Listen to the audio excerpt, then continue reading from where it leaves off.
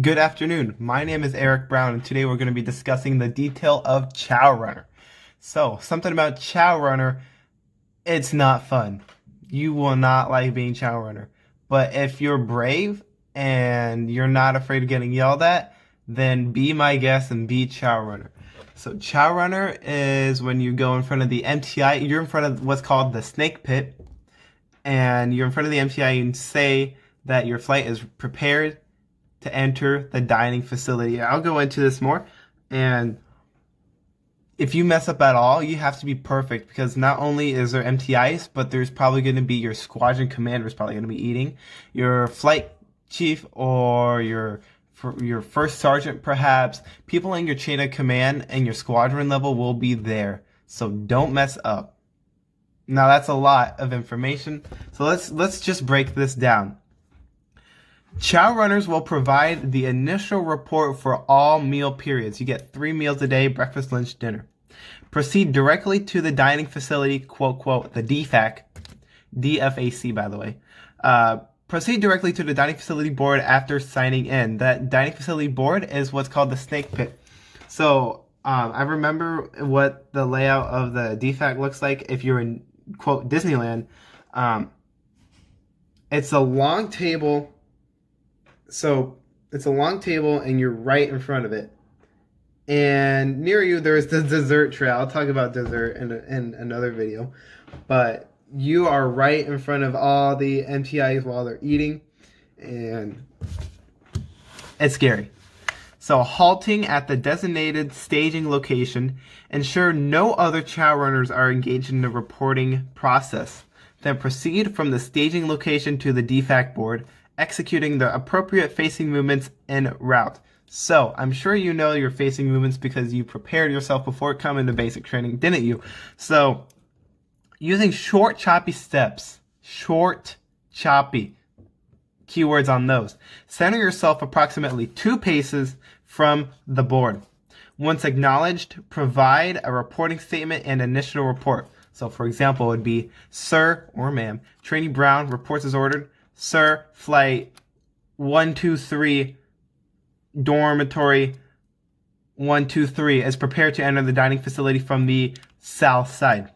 After receiving that directions, you repeat the directions to conform. For example, follow flight 123, dorm 123. Yes, sir or ma'am. Thank you, sir or ma'am. So, you walk up, you'll just try and bear with me here. You're going to walk up to that snake pit, that long table. You're going to be right in front of them. Okay? Imagine that. And you'll say, Sir, trainee, whatever your last name is, reports as ordered. Sir, flight, you know what? So, sir, flight 123, dormitory 123 is prepared to enter the dining facility from the, quote, south side. And then, so this is where they trick you. After receiving direction, repeat the directions conform. So they might not always say, follow flight 123, dorm 123, yes sir, thank you sir. They may say, seat your flight with excellence. And you say, seat my flight with excellence. Don't repeat what they say. Don't say, seat your flight with excellence, because then your MTA is going to say, it's not my flight, it's your flight. So, whatever they say, seat your flight with swag. Seat my flight with swag. Yes, sir. Thank you, sir. Just repeat whatever they say. Okay, so moving on. The chow runner will then control order of entry for a respective flight. Ensure adequate room exists in the foyer when it's your flight's turn to enter the dining facility. That foyer is where you stand and you have to sign your name every time you eat. I'll explain more on that.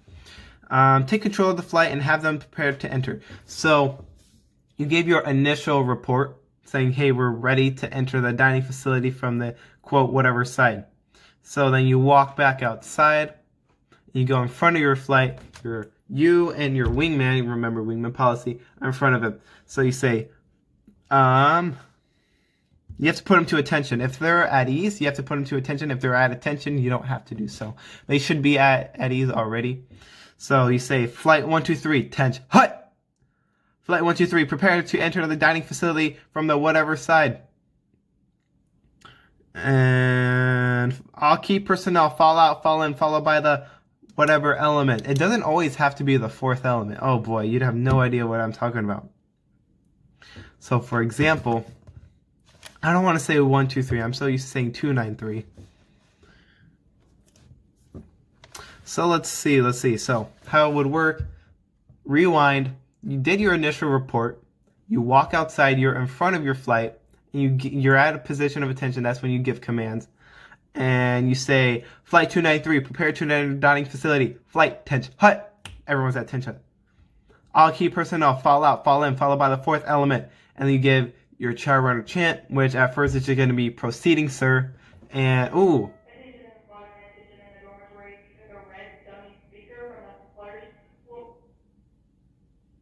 So, we had our squadron shrimp as top PT and commander's excellence. This is our personal one. We had, who are we? 293, top PT, squadron CE, how? That was really fun to say. If you took a red dummy speaker from the first floor vending machine room, bring it back, chomp. Chomp. Okay. I don't know if you heard that or not. So you'll do that. It doesn't always have to be the fourth element. You can mix it up. You can say second, first, third. People usually will go to the fourth element just because they want to eat like 5 minutes earlier before anyone else. Don't be that guy. Whatever element you were in prior, stay in that element. Don't try and go to the fourth element because that's really annoying and it messes everything up. So what's next? So your water monitors, your fire monitors, any other key personnel. So you'll have people that are low BMI, pretty much like the skinny people that need more time to eat. And then if you really want to sweet talk as latrine treat, I got to be key personnel just in the mornings though, so that I could have time to set up the latrine for cleanup easier. So I did that. I was the first one to eat always in breakfast. So that was cool. And that's when you give your second report inside the snake pit. So water monitors will enter the dining facility with key personnel. So water, oh boy, I gotta. So water monitors, pretty much you just fill up water cups. That's all you do. After signing in, water monitors will follow squadron procedures for backpack placement. You don't have to worry about that. Usually you put your backpack underneath the atrium. You'll know what I mean. The atrium is that big, it's like, so pretend you're in Disneyland. It's that first floor, it's the big open space. What's up, man? What's up, guys? Were you Chow runner at all? Hell yeah. You were? Chief Chow runner. Man. You want to explain Chow runner procedures? I'd have to think. I don't know. So prior to proceeding behind the serving lines, trainees will don some type of head covering. So if you're in your PT gear, you should have your ABU cap. If not, they'll have like these white, like hamburger caps. I don't know how to explain it. You have to wash your hands. Everyone does wash their hands before every meal. After the last trainee from the flight has processed the line or when relieved, the water monitors will gather their belongings and proceed to the serving line. That's when you march. Flight safety representatives will break ranks when directed to do so by the Chow runner and post outside the DFAC entryway. That's a little confusing to talk about without having some sort of illustration. Once in position, flight safety representative... Oh, gosh. Oh, this is boring. No, this isn't flight safety. Oh, that's fire monitor. So... Don't volunteer for Chow runner. Don't.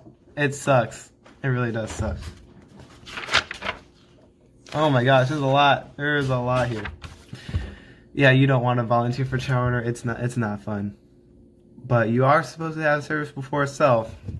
However, you could do that service in elsewhere if you so choose to. You just have to know how the game is played.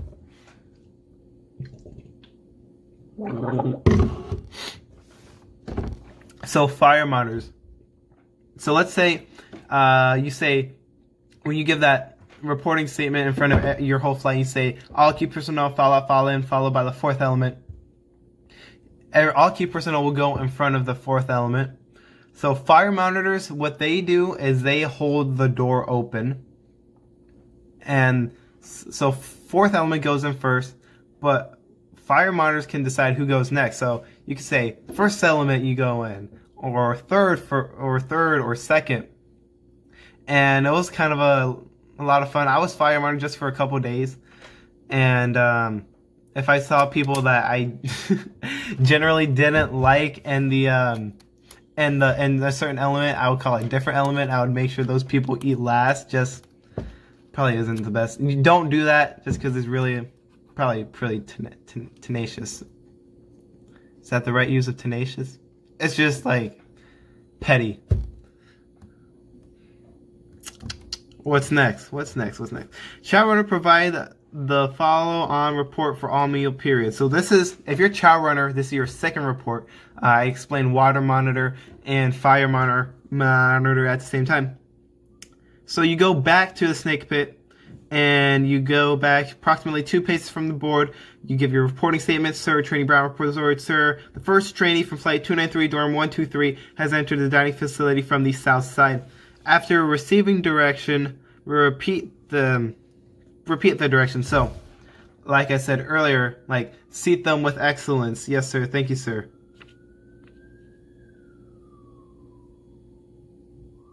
You were actually supposed to do that second. Dang it. I messed that up. Just repeat what they say, I guess, as I was. So, oh man, how do I explain it? I'm gonna do an illustration. You have to seat them, and when you seat them, it's a bit of an ordeal. So you have to be in like a modified parade rest. Oh man, I should have thought this clearer. Well, I'm gonna make an illustration. Anyways, you have a general idea of what Chow runner is. Pretty much, it sucks. It's a lot more. It's more stuff to memorize. And you generally don't want to do it just because. But I guess it's cool if you're into that kind of stuff. It's all personal opinion. Personally, I didn't want to be Chow runner. It's doable, but you'll get yelled at a lot, and you can't let that affect you. Don't let it affect you, and just shrug it off. Because what the MTIs want to teach you is that attention to detail and make sure you know how to follow simple instructions. So, and they are simple instructions, but just because you're so overwhelmed that first week, it's going to be really hard. And MTIs, they went through basic training just like you, so they understand it, but they also have that high expectation, especially. Never mind. I'm not going to say what I was going to say. So with that, details, make a hole. See ya.